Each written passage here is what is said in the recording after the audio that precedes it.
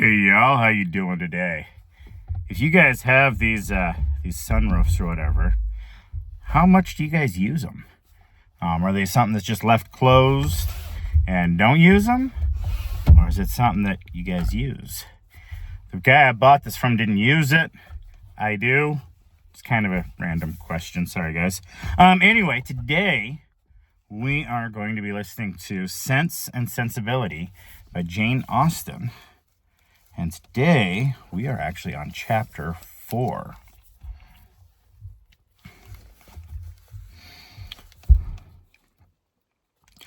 "What a pity it is, Eleanor," said Marianne, "that Edward should have no taste for drawing." "No taste for drawing?" replied Eleanor. "Why should you think so? He does not draw himself, indeed, but he has great pleasure in seeing the performances of other people. And I assure you, he is by no means deficient in natural taste, although he has not had opportunities of improving it. Had he ever been in the way of learning, I think he would have drawn very well. He distrusts his own judgment in such matters so much that he is always unwilling to give his opinion on any picture. But he has an innate property and simplicity of the taste, which in general direct him perfectly right." Marianne was afraid of offending and said no more on the subject. But the kind of approbation which Eleanor described as excited in him by the drawings of other people was very far from that rapturous delight, which, in her opinion, could alone be called taste. Yet, though smiling within herself at the mistake, she honored her sister for that blind partiality to Edward which produced it. "I hope, Marianne," continued Eleanor, "you do not consider him as deficient in general taste. Indeed, I think I may say that you cannot, for your behavior to him is perfectly cordial. And if that were your opinion, I am sure you could never be civil to him." Marianne hardly knew what to say. She would not wound the feelings of her sister on any account, and yet to say what she did not believe was impossible. At length she replied, "Do not be offended, Eleanor. If my praise of him is not in everything equal to your sense of his merits, I have not had so many opportunities of estimating the minutiae propensities of his mind, his inclinations and tastes as you have. But I have the highest opinion in the world of his goodness and sense.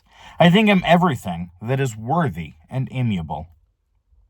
"I am sure," replied Eleanor with a smile, "that his dearest friends could not be dissatisfied with such commendations as that. I do not perceive how you could express yourself more warmly." Marianne was rejoiced to find her sister so easily pleased. "Of his sense and his goodness," continued Eleanor, "no one can, I think, be in doubt, who has seen him often enough to engage him in unreserved conversation. The excellence of his understanding and his principles can be concealed only by that shyness which too often keeps him silent. You know enough of him to do justice to his solid worth. But of his minutiae propensities, as you call them, you have, from peculiar circumstances, been kept more ignorant than myself. He and I have been at times thrown a good deal together, while you have been wholly engrossed on the most affectionate principle by my mother. I have seen a great deal of him, have studied his sentiments, and heard his opinion on subjects of literature and taste, and upon the whole I venture to pronounce that his mind is well informed, his enjoyment of books exceedingly great, his imagination lively, his observation just and correct, and his taste delicate and pure. His abilities in every respect improve as much upon acquaintance as his manners and person. At first sight, his address is certainly not striking, and his person can hardly be called handsome, till the expression of his eyes, which are uncommonly good, and the general sweetness of his countenance is perceived. At present, I know him so well that I think him really handsome, or at least almost so. What say you, Marianne? I shall very soon think him handsome, Eleanor, if I do not now. When you tell me to love him as a brother, I shall no more see imperfection in his face than now do in his heart. Eleanor started at this declaration, and was sorry for the warmth she had been betrayed into in speaking of him. She felt that Edward stood very high in her opinion. She believed the regard to be mutual, but she required greater certainty of it to make Marianne's conviction of their attachment agreeable to him. She knew that what Marianne and her mother conjectured one moment, they believed the next, that with them to wish was to hope, and to hope was to expect. She tried to explain the real state of the case to her sister. I do not attempt to deny, she said, that I think very highly of him, that I greatly esteem, that I like him. Marianne here burst forth with indignation. Esteem him? Like him? Cold-hearted, Eleanor. Oh, worse than cold-hearted. Ashamed of being otherwise. Use those words again, and I will leave the room this moment. Eleanor could not help laughing. Excuse me? She said. And be assured that I meant no offense to you by speaking in so quiet a way of my own feelings. Believe them to be stronger than I have declared. Believe them, in short, to be of such as is merit, and the suspicion, the hope of his affection for me may warrant without imprudence or folly. But further than you must not believe. I am by no means assured of his regard for me. There are moments when the extent of it seems doubtful, and till his sentiments are fully known, you cannot wonder at my wishing to avoid any encouragement of my own partiality by believing or calling it more than it is. In my heart I feel little, scarcely any doubt of his preference. But there are other points to be considered besides his inclination. He is very far from being independent. What his mother really is, we cannot know. But from Fanny's occasional mention of her conduct and opinions, we have never been disposed to think her amiable. And I am very much mistaken if Edward is not himself aware that there would be many difficulties in his way if he were to wish to marry a woman who had not either a great fortune or high rank. Marianne was astonished to find how much the imagination of her mother and herself had outstripped the truth. And you really are not engaged to him? Said she. Yet it certainly soon will happen. But two advantages will proceed from this delay. I shall not lose you so soon, and Edward will have greater opportunity of improving that natural taste from your favorite pursuit, which must be so indispensably necessary to your future felicity. Oh, if he should be so far stimulated by your genius as to learn to draw himself, how delightful it would be. Eleanor had given her real opinion to her sister. She could not consider her partiality for Edward in so preposterous a state as Marianne had believed it. There was at times a want of spirits about him, which, if it did not denote indifference, spoke of something almost as unpromising. A doubt of her regard, surprising him to feel it, need not give him more than inquietude. It would not be likely to produce that decision of mind which frequently attended him. A more reasonable case might be found in the dependent situation which forbade the indulgence of his affection. She knew that his mother neither behaved to him so as to make his home comfortable at present, nor to give him any assurance that he might form a home for himself without strictly attending to her views for his aggrandizement.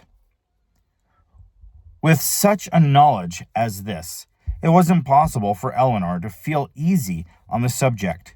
She was far from depending on that result of his preference of her which her mother and sister still considered as certain. Nay, the longer they were together, the more doubtful seemed the nature of his regard, and sometimes, for a few painful minutes, she believed it to be no more than friendship. But whatever might really be its limits, it was enough when perceived by his sister to make her uneasy, and at the same time to make her uncivil. She took the first opportunity of affronting her mother-in-law on the occasion, talking to her so expressively of her brother's great expectations, of Mrs. Ferrers' resolution that both her sons should marry well, and of the danger attending any young woman who attempted to draw him in, that Miss Dashwood could neither pretend to be unconscious nor endeavor to be calm. She gave her an answer which marked her contempt and instantly left the room, resolving that whatever might be the inconvenience or expense of so sudden a removal, her beloved Eleanor should not be exposed another week to such insinuations. In this state of her spirits, a letter was delivered to her from the post, which contained a proposal particularly well timed. It was the offer of a small house on very easy terms, belonging to a relation of her own, a gentleman of consequence, and property in Devonshire. The letter was from this gentleman himself, and written in the true spirit of friendly accommodation. He understood that she was in need of a dwelling, and though the house he now offered her was merely a cottage, he assured her that everything should be done to it which she might think necessary, if the situation pleased her.